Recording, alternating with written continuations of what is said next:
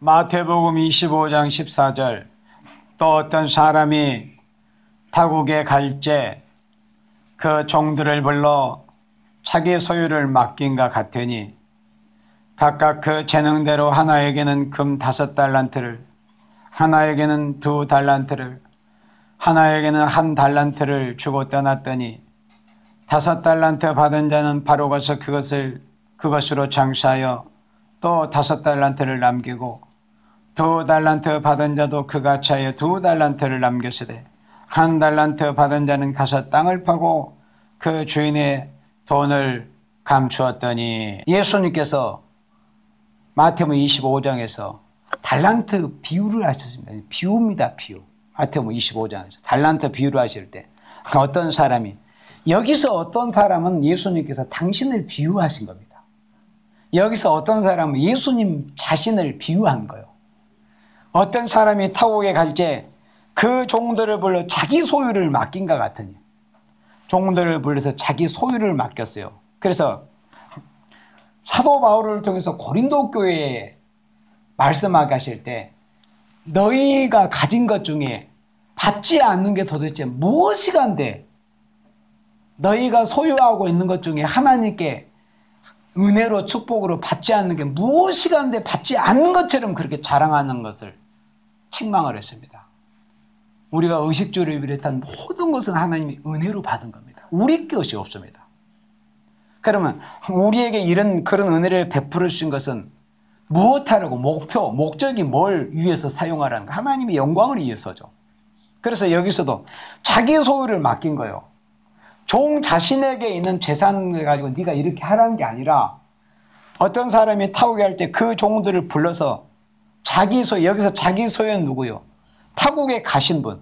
그러니까 예수님 자신이죠. 예수님의 소유를 맡긴 거예요. 하나님의 것을 종들한테 맡겨놓은 겁니다. 내가 올 때까지 이걸 받아가지고 남기는 장사를 해라. 그래서 15절에 각각 그 재능대로 하나에게는 금 5달란트를 하나에게는 2달란트를 하나에게는 5달란트를 주고 떠났다니. 그래서 여기서 또 특이한 말씀이 보이는데 하나님께서는 각자 인생에게 모든 사람에게 똑같이 주시는 것이 아니에요. 아주 중요한 말씀입니다. 한 사람에게는 5달란트, 2달란트, 1달란트 주셨는데 어떤 조건에서 이렇게 각기 다른 달란트를 주셨냐면은 각기 재능대로라고 그래요. 재능대로. 그러니까는 좀 이제 바꿔서 쉽게 하냐면 분량대로입니다. 분량대로. 그릇에 따라서 또 어떤 능력이 되는 사람. 그러니까 우리가 하나님의 그 역사를 보면 하나님이 하신 은혜를 보면은 진짜 인생들이 그만큼 하나님에 대해서 무지하고 하나님의 은혜가 뭔가 하나님의 공의가 뭔가 하나님이 하신 그 역사가 뭐 모르니까 불평이 나오는 거지. 성경을 정말 바로 읽어가지고 하나님이 하시는 그 은혜의 역사를 알면은 이분이 있어도 유구무원이요. 할 말이 없어져 버려요. 왜냐? 조목조목 말씀을 읽어보면은 이렇게까지 우리 인생들에게 대해서 세밀하게 하나님은 대해주시는 거예요. 그러니까는 사람은 있잖아요. 어떤 권력을 잡고 힘 있는 자들은 그 사람이 능력도 안 되는 사람한테 뭔가 내어놓으라고 하고 특히 이 사이비 교주들 있잖아요. 능력도 안 되는 사람한테 어떤 그 재력이 안 되는 사람한테 뭐 집을 갖다 팔아서 바치라느니 그러니까 안 되잖아요. 그러니까 그런 사람들 어떻게 해요? 빚내서 또 사채내서 그래가지고 가정이 풍지박산나고 이러자. 그러니까 그게 뭐냐면 진리와 비진리의 차이가 그거예요. 비진리는 능력도 안 되는 사람한테 뭘 요구합니다. 실제로 그렇잖아요. 이 사이비 집단의 그 폐해가 그렇지 않습니까? 그러니까 이제 그 교주의 말을 듣지 않으면 교주를 신처럼 생각하니까 만약에 말에 대한 무슨 가정에 화가 오고 뭐 어떻게 될 줄 이렇게 생각하니까 없는 돈이라도 거짓말이라도 사채라도 빌려서 갖다 바치잖아요. 그러나 예수님은 기독교는 그게 아니에요. 없는 걸 하나님이 우리한테 요구하시는 것이 아닙니다. 그러니 얼마나 감사하고 공평합니까? 여기서도 그 재능대로 주셨다는 거. 재능대로. 그러니까 어떤 사람 너는 예를 들어서 우리 홍 집사님이 10가지의 일을 할 수 있는데 예수님은 11가지를 요구하시지 않습니다. 여기 그랬잖아요. 재능대로 각 사람에게 재능대로 5달란트, 그러니까 5달란트를 그 분량을 감당할 수 있는 종에게는 5달란트 주신 거예요. 그리고 덜 주신 것도 아닙니다. 10가지 일을 할 수 있는데 한 가지 일만 맡겼다. 사람은 그렇게 할 수 있죠. 그러나 예수님은, 하나님은 그렇게 하시지 않습니다. 하나님은 정확히 아시잖아요. 그러니까 5달란트의 그 분량을 소화하고 사명을 감당할 종들에게는 5달란트를 주십니다. 또 2달란트 분량이 되는 사람 2달란트. 그러니까 재능대로, 분량대로, 그릇대로 주시는 겁니다. 그릇대로. 이게 중요합니다. 15절에 그리고 1달란트, 하나에게는 1달란트를 주고 떠났더니, 그러니까 예수님께서 이 땅에 오셔서 사도행전 1장에서 제자들을 마지막으로 앞에 놓고 아버지 약속하신 것을 기다리라. 예루살렘을 떠나지 말고. 그리고 아버지의 약속하신 성령이 너에게 임하시면 너희가 그 성령의 권능을 받아서 예루살렘과 온 유대와 사마리아 땅끝까지 내 증인이 될 것이다. 그게 뭐냐면 사명을 주신 거예요. 달란트를 주신 겁니다. 각 사람에게. 그리고 이제 당신은 떠났어요. 예수님 지금 어디 계십니까? 하나님 보좌 우편에게. 이걸 정확하게 말해야 됩니다. 왜 그러냐? 이 사이비 집단의 교주들이 특징이 그겁니다. 자기가 예수, 재림 예수 행세를 하지 않습니까? 그런데 지금 예수님이 정확히 어디 계신 걸 알면 절대 그런 미혹을 받지 않습니다. 예수님 지금 하나님 보좌 우편에서 우리를 위해서 대언으로 기도하고 계십니다. 다만 성령을 보내서 역사하시는 겁니다. 예수님 절대 다시 재림하시지 않았습니다. 그래서 각 사람에게 달란트를 주고 떠났습니다. 16절에 5달란트 받은 자는 바로 가서, 자, 여기서도 아주 굉장히 중요한 말씀이 나옵니다. 5달란트를 받은 자, 그러니까 여기서 특별히 5달란트를 받은 자, 2달란트를 받은 자가 1달란트를 받은 자와 특별히 이 분별이 되는 모습 중에 한 가지가 뭐냐면 바로 가서 그것으로 장사했다는 거예요. 바로 가서. 자, 잘 들어보세요, 여러분들. 이게 왜 중요하냐? 우리가 어떤 일을 하기 전에 준비 과정이 필요하잖아요. 그런데 최고의 준비가 뭔 줄 아십니까? 이 말씀을 여러분들이 말씀에 취해가지고 말씀에 집중하면 그게 될 겁니다. 최고의 훈련, 준비, 그것은 바로 실전입니다. 자, 그러니까는 이 1달란트 받은 자와 아주 이 차별이 되는 모습이 5달란트를 받은 자, 2달란트를 받은 사람은 준비, 뭐 이것저것, 뭐 어떤 여건, 환경이 오면은, 시간이 되면은, 여건이 되면은, 뭐 아이가 다 크면은, 이런 것만 핑계와 변명만 늘어놓고 있잖아요. 근데 이 5달란트를 받은 자, 2달란트를 받은 쪽은 바로 가서 이것저것 따지지 않고 바로 즉시 가서 실전에 투입된 거예요. 그러니까 우리는 어떤 일을 하기 전에 준비가 분명히 필요하지 않습니까? 준비 없이 됩니까? 그런데 실제로 최고의 훈련이 뭐냐면 실전 경험입니다. 최고의 훈련이. 아무리 연습 많이 해도 실전을 해본 사람에게는 미치지 못합니다. 네. 그래서 우리가 부족하지만 하나님께서 내게, 여기 그랬잖아요. 이미 재능대로 달란트를 주신 거예요. 이미 재능이 없는 사람한테 이걸 받아가지고 네가 재능을 만들라는 게 아니고, 이미 그 하나님께서 우리에게 어떤 사명과 일감을 주셨다면은 그런 그 일과 그 사명을 감당할 만한, 소화할 만한 그런 재능이 그에게 이미 하나님께 주셨고 받은 바 되었기 때문에 그걸 맡기셨다 이거예요. 그 재능대로. 그때 가가지고 훈련하고 연습하고 뭐 재능도 이렇게 하라는 게 아니고 그 재능대로.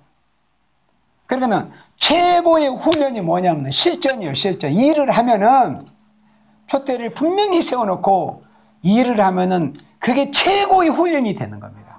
표대를 세워놓고. 네. 최고의 훈련이에요. 그런데 어느 정도 되면은, 시간이 되면은, 물론 기본적으로 준비가 돼야 되지. 이미 그거는 하나님께서 우리에게 이미 다 주신 거예요. 재능으로. 기본적으로 각 사람에게. 예수님은 우리에게 없는 걸 요구하시지 않습니다. 없는 걸. 네. 이미 주신 걸 가지고 사용하라는 거예요. 주신 걸. 그래서 바로 가서 그곳으로 장사했습니다. 바로 가서. 어떤 때를 말고 준비를 말고 여건과 환경을 앞세우는 것이 아니라 바로 가서 말을 한 거예요. 자, 우리가 구약 이번에도 우리 말씀 들었잖아요. 사마리아 여인이 예수님 만났을 때 예수님 그러십니까? 생명의 물을 저에게 주신다고요. 그러면 제가 좀 정리할 게 있습니다. 이것저것 정리도 해야 되고. 그렇게 했습니까? 아니면 수가성 사마리아 여인이 어떤 모습을 보았습니까? 바로 가서 자기 동네 사람들한테 내가 메시아를 만났다. 예수님을 만난 사도들도 이것저것 따지면 바로 와봐라. 와봐. 그러니까 그게 큰 차이입니다. 아주 차소해 보이지만 바로 가서 그곳으로 장사했습니다. 실제로 그렇습니다. 최고의 훈련은 실전입니다. 실전. 일을 하는 거예요. 그건 분명히 우리가 모두가 다 전하여 느끼는 겁니다. 실제로 일을 하는 사람과 그렇지 않고 있는 사람과 이 성장의 속도라는 것은 엄청난 차이가 납니다. 엄청난 차이가 나요. 그 성장 속도가. 그러면 어떤 목표를 분명히 설정을 해놓고 그래서 해 나가려고 하면은 거기에서 그게 최고의 훈련이 되고 또 그로 통해서 발전하는 그런 게 이제 더 속도가 빨라지는 거예요. 바로 가서 그것으로 장사하여. 그러니까 하나님께 부르심을 받았다는 것은 바로 그겁니다. 받은 달란트를 바로 가지고 가서 실전을 하는 거예요. 그러나 하나님께서 우리에게 무리한 요구를 절대 하시지 않는다고 그랬어요. 저 사람은 2달란트 분량밖에 안 되는데 5달란트 절대 요구하지 않습니다.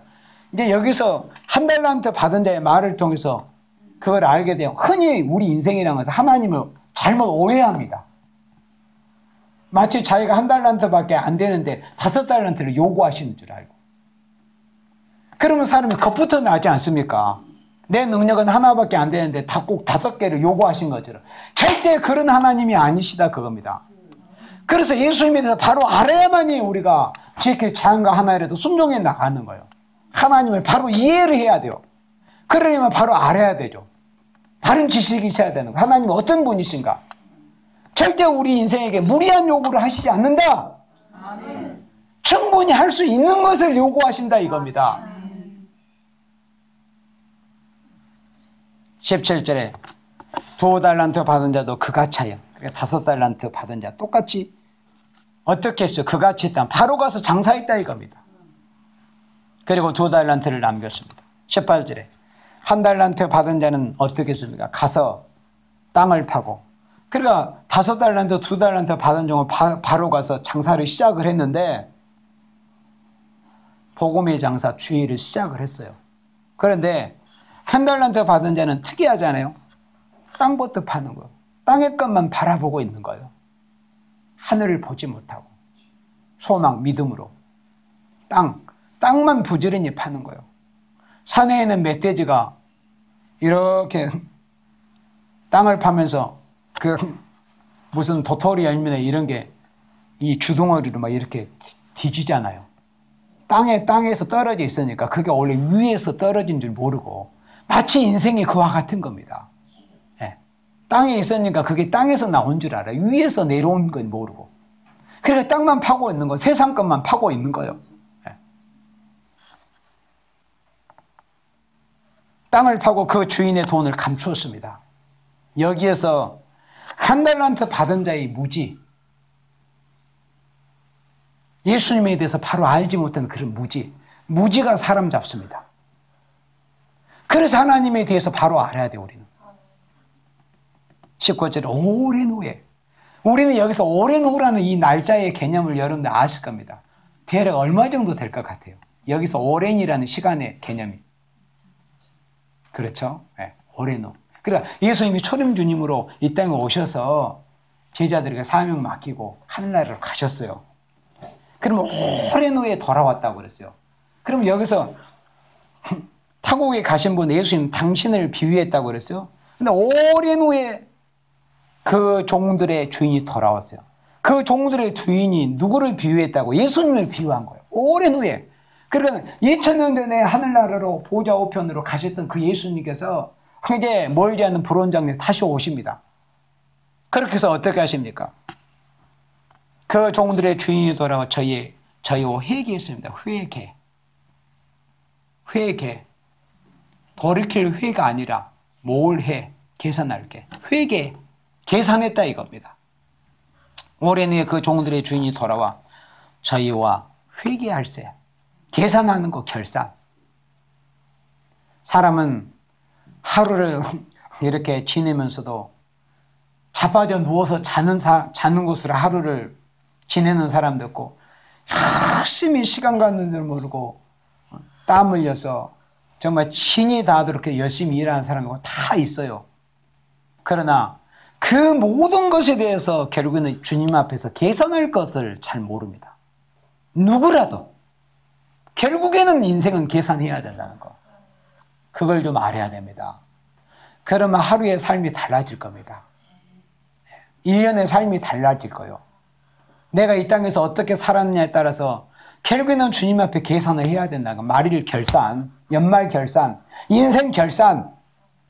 앞으로 인생 결산합니다. 앞으로. 그걸 두려워해야 됩니다. 그러면 함부로 살지 못하고 시간 헛되이 보내지 않습니다. 허탄한 것에 눈이 가지 않고 허탄한 것에 귀가 여여지지 않습니다. 허탄한 것에 손이 가지 않고 허탄한 곳에 헛된 발걸음을 하려고 하지 않습니다. 그걸 안다면 누구라도 우리의 모든 행위에 대해서 결산할 것을 안다면 예수님이 계산으로 오십니다. 계산. 이사야 40장 10절에 이사야 40장 10절에 예수님께서 상급과 보응을 가지고 오신다고 그랬어요. 상 주시자는 상. 그러면 여러분들을 부르신 거 예수님이 상 주시려고 부른 거예요. 여러분들에게 잘못다 보응하려고 때려 죽이려고 부르신 게 절대 아닙니다. 택한 백성은 상 주시려고 부르신 거예요. 예수님 두 번째 오실 때 계산하러 오십니다. 계산. 이 1시간 예배를 어떻게 들었는지 다 계산 받습니다. 전부 계산 받아요. 네. 마음에 잠깐의 어떤 생각도 계산 받습니다. 계산 받는다는 것을 우리는 잊지 말아야 됩니다.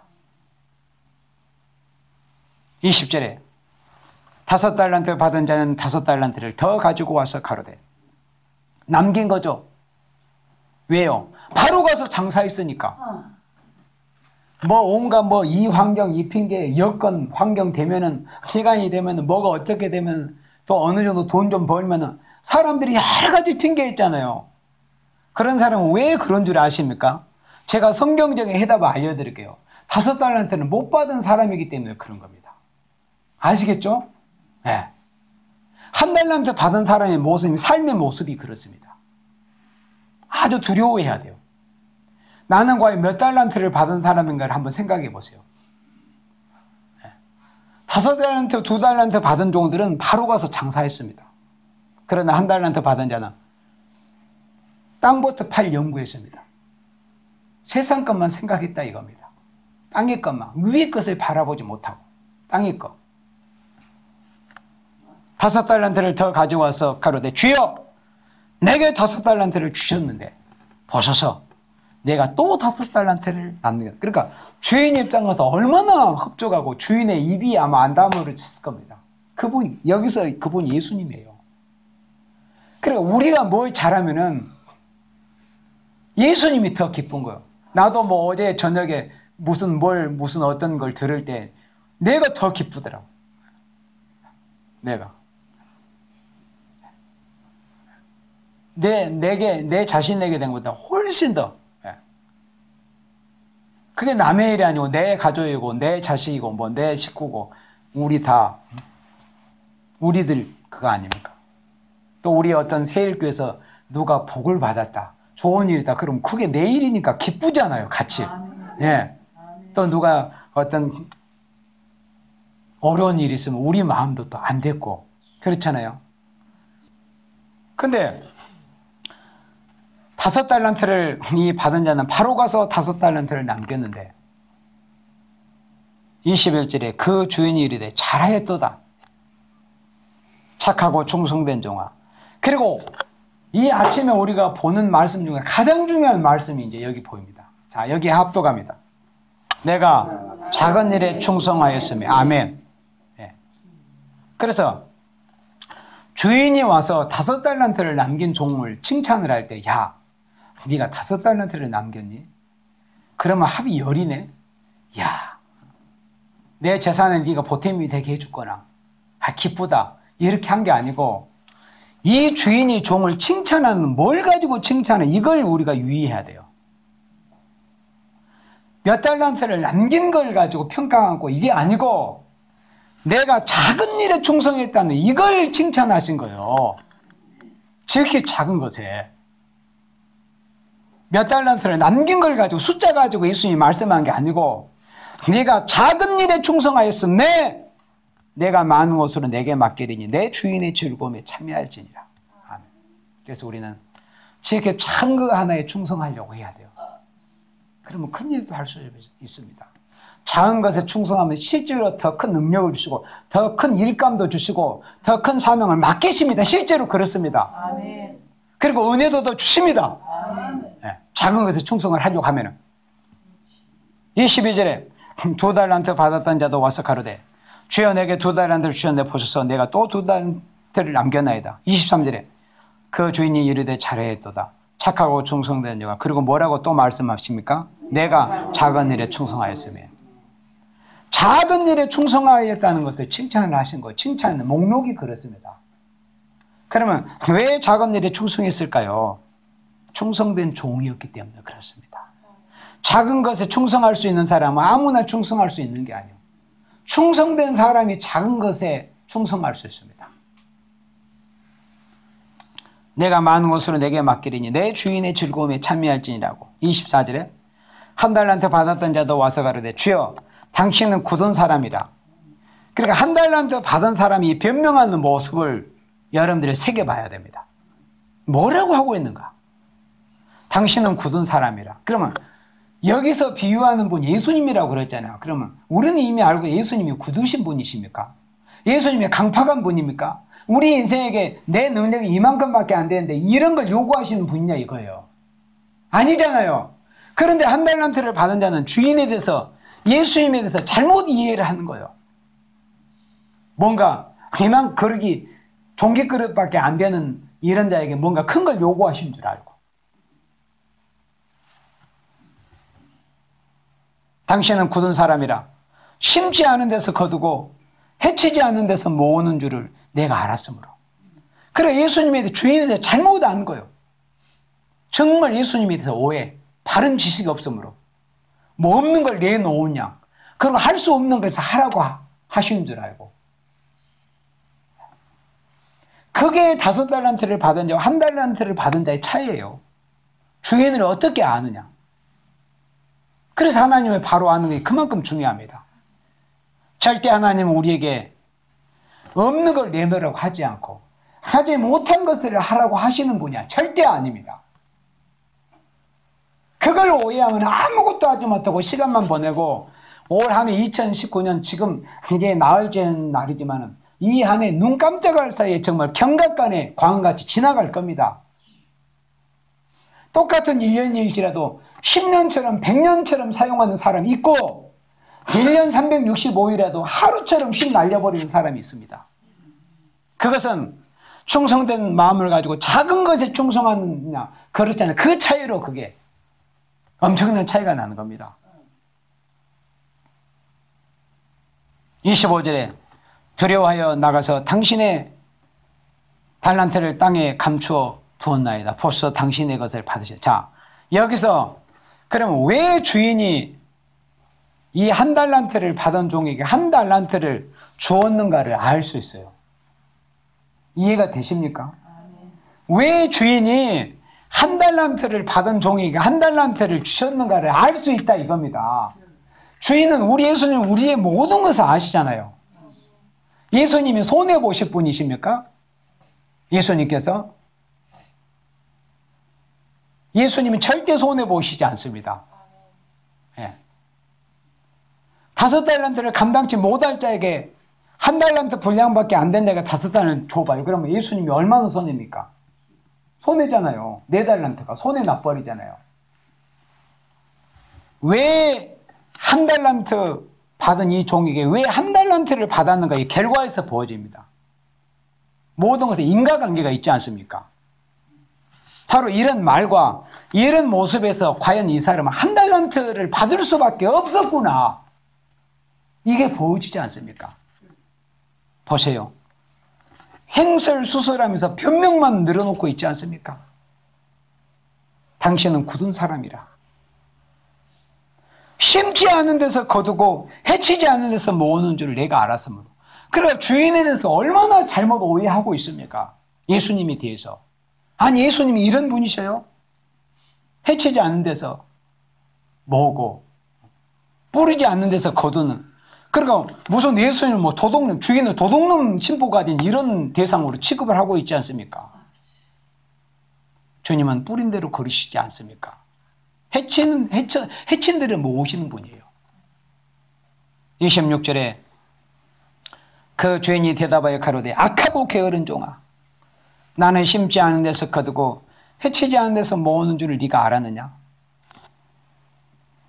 자, 예수님께서 그러니까 이 주인은 예수님이라고 비유하셨으니까 주인 대신에 그러니까 예수님께서 이 한 달란트 받은 종을 뭐라고 어떤 내용으로 책망하셨냐면은 적게 남겼다. 왜 너는 한 달란트만 그대로 돼? 이게 아니라 게으른 종아, 악하고 게으른 종아 그랬습니다. 세상에서 제일 악한 게 뭐냐면 게으름이에요. 악한 것과 게으름이 동의어라는 거, 영적 동의어입니다. 국어 사전적으로는 영 다른 말이지만은 영적인 동어다 그래. 영적인 동어. 게으른 것이 곧 뭐라고요? 악한 거다. 악한 게 곧 게으른 거예요. 그게 영적인 동어입니다. 동어. 남의 걸 쇠붙이를 가지고 뭐 탈취하고 남을 때리고 폭행하고 이게 악한 거. 그것도 물론 악한 거지만 주인 그러니까 심판자이신 대주제이신 하나님께서 보실 때는 인생을 보시고 평가하실 때는 누가 악한 자냐? 누가 악한 자냐 할 때 게으른 놈이 악하다 이겁니다. 게으른 놈이. 악하고 게으른 종아, 나는 심지 않는 데서 거두고 해치지 않는 데서 모으는 줄로 내가 알았느냐? 그러니까 악하고 게으른 자의 특징이 있어요. 악하고 게으른 자의 특징이. 약속의 땅에 들어가지 못하던 자의 특징들이 있었습니다. 그들의 입술에서 난 원망과 불평이었습니다. 여기서도 예수님께 책망받은 주인에게 책망받은 악하고 게으른 자의 특징이 뭐냐면은 변명과 핑계가 늘어난다는 거예요. 변명과 핑계만 늘어놓는다는 겁니다. 내가 어떻게 이 일을 가지고 어떻게 변명을 해야 될 것인가? 무슨 핑계를 대야 될 것인가? 아니 그럴 시간에 열심히 나가서 달란트를 남기려고 일을 했으면 얼마나 많이 남겼겠습니까? 그 연구할 동안에 핑계를 연구할 동안에 변명을 연구해낼 동안에 가서 열심히 장사했으면 얼마나 많이 남겼겠어요. 그래서 이 악하고 게으른 자의 모습, 사람의 모습에서 다 그렇습니다.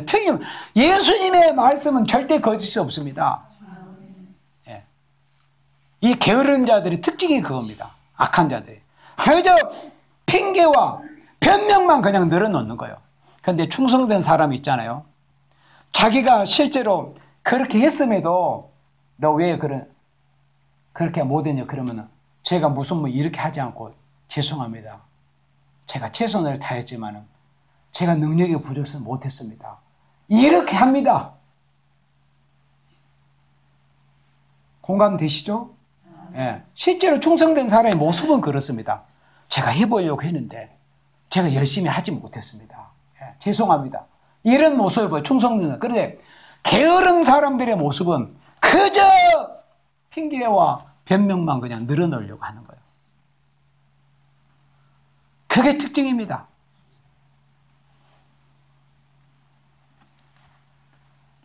우리 누가복음 19장 봅니다. 누가복음 19장 16절. 같은 말씀이지만은 여기서 누가복음 16장에서 문화에 비유해서 다시 예수님께서 하신 말씀을 확인하기 위해서 보는 거예요. 똑같은 원리의 말씀이지만. 누가복음 19장 16절에 이제 각 사람에게 문화를 나눠주세요. 그래서 달란트의 비유는 분량대로 나눠주시는 비유입니다. 5달란트, 2달란트, 한 달란트. 그러나 여기서 누가복음 19장에서는 원리가 약간 차이가 있어요. 모든 사람에게 공이 똑같은 문화를 한 문화씩 줬습니다. 그게 차이점입니다. 자, 그 첫째가 나아 가로되 주여 주의 한 문화로 10문화를 남겼나이다. 17절에 누가복음 19장 17절에 주인이 이르되 잘하였도다. 여기서도 같은 말씀이 반복이 됩니다. 착한 종이여 내가 지극히 작은 것에 충성하였으니. 그러니까 이 주인이 10문화를 남긴 것을 이 칭찬하는 모습이 안 보이잖아요. 뭘 칭찬하셨습니까?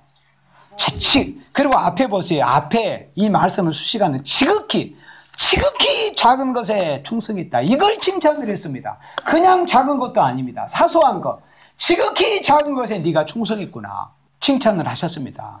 지극히 작은 것에 충성하였으니. 그러니까 10문화를 남겼다고 10골을 주신 것이 아니라 진짜 그 의미는 네가 지극히 작은 것에 충성했기 때문에 네가 10문화를 남겼다. 그래서 너는 10고울의 권세를 차지하라 이겁니다. 지극히 작은 것에 충성했다는 이 조건 때문에. 10절에 지극히 작은 것에 충성한 자는 큰 것에도 충성되고. 예수님께서 이렇게 말씀하십니다. 여기에 원리가 있어요. 그러니까 사람들은 뭔가 1년 꿈만 그냥 크게 생각하라고 1년 계획만 그냥 거창하게 1년 계획표 해가지고 거창하게 하고 이런 모습을 볼 수도 있잖아요. 그러나 지극히 작은 거 하나에서부터 이 사소한 거 사생활에서도 이 습관 하나에서도 뭐 어떤 물건을 치우는 거 하나에서부터도 작고 사소한 거 하나에서부터 개선이 돼야 돼요. 지극히 작은 거에서 하나에서부터. 그런 생명에게 큰 걸 맡기시는 겁니다. 지극히 작은 것에 충성된 자는 큰 것에도 충성이 될 거 아니에요. 그러니까 큰 것을 맡기는 거예요. 작은 거 가지고 시험을 해봅니다. 하나님은. 지극히 작은 것에 불의한 자는. 그래야 지극히 작은 것에 불의하고 게으르고 열심히 없는 이런 종들에는 큰 것을 절대 맡기지 않습니다. 능력 더 주시지 않습니다. 그러면 발전이 없습니다. 우리 인생은 결국 하나님께 받아야만이 되는 거예요. 받아야 발전도 있고 받아야 모든 걸 받아야 되는데 하나님께 받지 못하면 항상 그 자리에 머물러 있잖아요. 그럼 왜 받지 못했을까요? 작은 것에 충성하지 못했기 때문에. 어떤 것들 지극히 작은 것에 충성하지 못했기 때문에 결국 받지 못한 겁니다. 시간이 흘러도 맨날 그 모양 그 꼴로 있는 거예요. 시간이 가도. 지극히 작은 것에 충성한 사람이 되어야 됩니다. 지극히 작은 것에 충성할 때 큰 것에게 큰 것도 충성된다. 그러니까 작은 것에 충성하면 벌써 하나님 앞에 신임을 받는 거예요. 그러면 이제 얼마든지 맡기는 거예요. 필요한 능력도, 필요한 모든 것도, 필요한 환경도, 여건도 우리가 생각해 놀라울 정도로. 그래서 요지가 지극히 작은 것에 충성하는 거다. 작은 것을 가벼이 여겨서는 안 됩니다. 사소한 습관 하나라도. 그래서 2019년 새해는 우리의 이 자신을 돌아보면서 이 말씀은 예수님이 우리에게 하신 말씀이고 여기서의 주인은 예수님이시고 종들은 우리들 아닙니까? 주님이 우리에게 뭘 요구하시는가 그거를 알아야 됩니다. 절대 우리에게 무리한 요구는 절대 하시지 않는다. 그걸 예수님을 바로 알아야 돼요. 내가 할 수 있는 것을 맡기셨구나.